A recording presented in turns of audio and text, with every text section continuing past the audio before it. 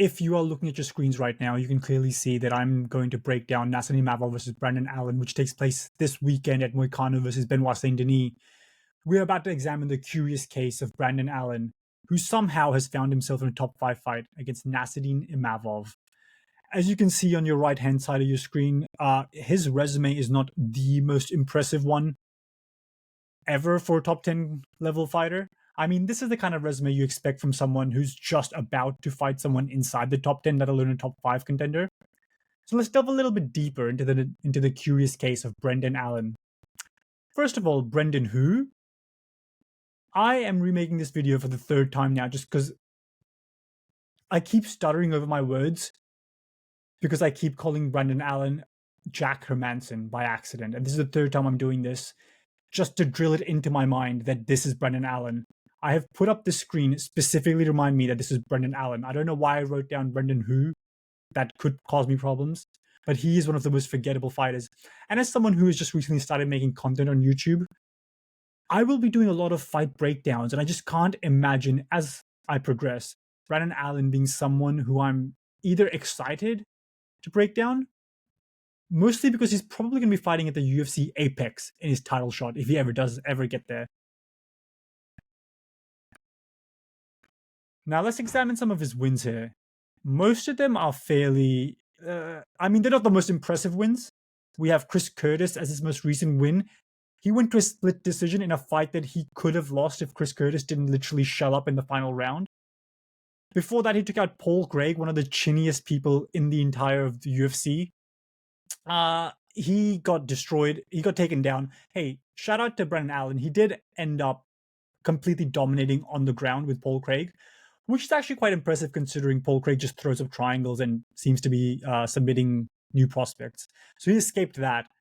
Bruno Silva is not high level enough on the ground to be an impressive win, let alone get you in the top 15, in my opinion. Bruno Silva was like a last... I'm not sure why they made that fight. I'm guessing they were probably hoping that Brenden Allen lost because that's what they do. The more you fight, the more... Like, if you're a prospect that the UFC actually wants to push, you will progressively see higher and higher ranked opponents. It's really rare to see someone like Sean O'Malley fighting behind him in the rankings as opposed to in front of him, even coming off losses.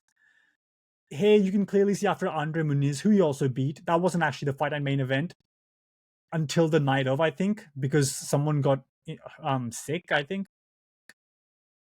Anyway, what was I saying? As I was saying, Bruno Silva, they gave him Bruno Silva in the hopes that he like slips on the banana peel, you know?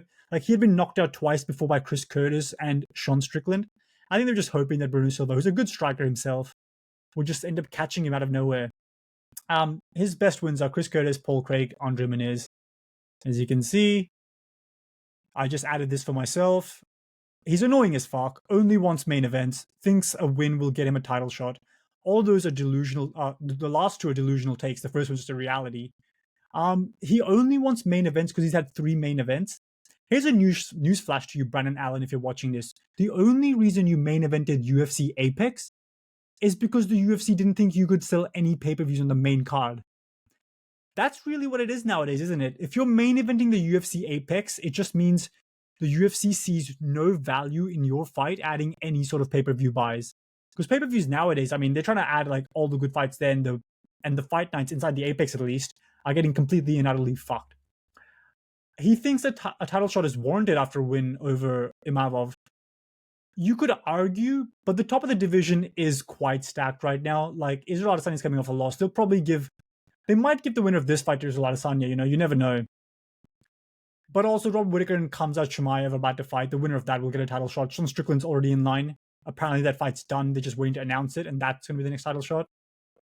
So just more delusion from Brenden Allen. I'm kind of curious to see if he wins, like what he's going to say on the mic, if he's going to call for a title shot. You know, but I would be surprised if he isn't back at the Apex fighting Chow Barao. More on that later. Nassourdine Gigachad Imavov, on the other hand, has 2 wins in the top 10 in his last 2 fights. Jared Cannonier was top 5. I know people are saying it was an early stoppage, and I actually agreed in the moment, but since that doesn't help my narrative, I'm just going to backtrack on it. Instead, think of it this way. There was no way Jared Cannonier was possibly going to survive that exchange. Like, he was on his way to falling down a few more shots and it would have been finished. Roman Dolidze, again, an illegal knee led to a point deduction for Imavov, but he won just so dominantly. I just feel you can't give that fight to Roman Dolidze in any way possible. And he was completely piecing up Chris Curtis as well before that, keep in mind. The fight before that, sorry. Until the no contest head clash. But compared to how Brenden Allen did against Chris Curtis, to how Nassourdine Imavov did, we can infer that something similar on the feet would occur. Now, the chances that Brenden Allen actually has of winning this fight are if he pushes him against the cage and holds him there. That's one of them. The other way he could possibly win this fight is if he somehow manages to get a takedown Nassourdine Imavov, who's actually got some decent grappling himself, so I don't think that's going to be the case. But I can see like the second round, 1-2 exchange, runs in, picks up a leg, trips him off a single leg. You know, I can see that in him controlling on the feet against the fence as well. I mean, Imavov's loss against Strickland has aged quite gracefully, considering Imavov lost to Strickland before he was champion, like almost right before, like the same year Strickland won the title. So, I mean, it's not bad loss to have by any means. And he also win against Jacqueline Buckley. The Edmund Shabazian fight's actually quite interesting since he lost the first round, and then he later on in the second round mounted. Edmund Shabazian completely gassed in the second, and he just completely took over after that. I can see the same thing with Brenden Allen, where he just not gasses himself out, but just exerts a lot of pressure in the first or the second round and takes maybe one round and the fight ends up being a 29-28 decision. The pick is obviously going to be Nassourdine Imavov if you haven't figured that out already. But by decision, and as you can see, I have $250 on a 3-leg multi. Copy this multi if you want. You have Imavov, Omar Sy, Ludovic Klein as the 3-leg multi. And the payout is around $273 in profit. All right, so the fights to make after this, so after the case, I've matched up Brenden Allen with Jack Hermansson just so one of them cancels the other one out. You know, they're both. Jack Hermansson's on his way out of the division.